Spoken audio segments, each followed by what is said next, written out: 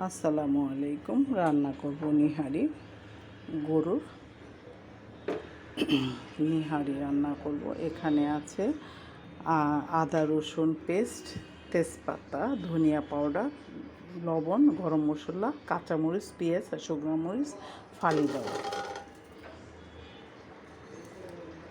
আমি আরেকবারও নিহারি রান্না করে দেখিয়েছি, কিন্তু অনেক আপুরা দেখতে চায় তাই।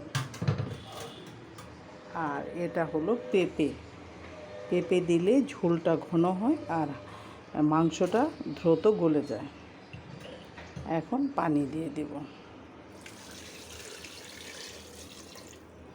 পানি দিয়ে এখন কুকারটা বন্ধ করে দেব। এটা জাল হতে থাকবে, তারপরে পেঁয়াজ ব্রাউন করে আমি বাগার দিব। কারণ এর আগে দেখেছি অনেক, আমি এটা দেখানোর জন্য বা শেখানোর জন্য নয়, আমি রান্না করি তাই আপনাদের সাথে শেয়ার করি। আর নতুন নতুন আপুরা যারা রান্না করে তারা যদি শিখে তাহলে ভালো, শিখতে পারে, শেখার শেষ নেই।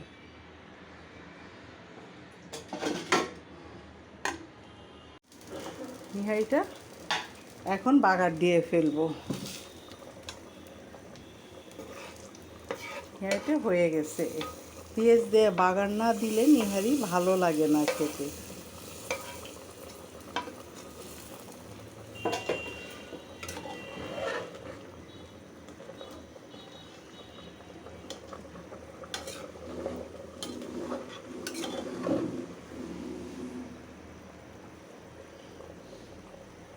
নিহারিটা হয়ে গেছে, এখন নামিয়ে ফেলবো। বাগার দেওয়া হয়ে গেছে, এখন নামিয়ে ফেলবো।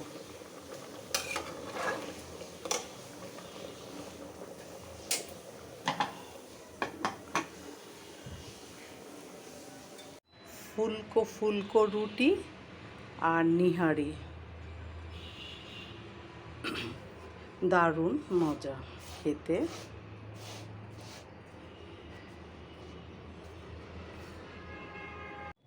এটা নিহারিটা রান্না হয়ে গেছে।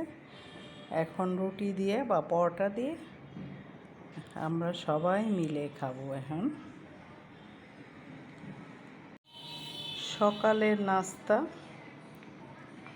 নিহারি, পরোটা, রুটি মিক্সড আছে, যে যেটা খায়, আর আম হলে মন্দ হয় না, তাই না বলেন তো?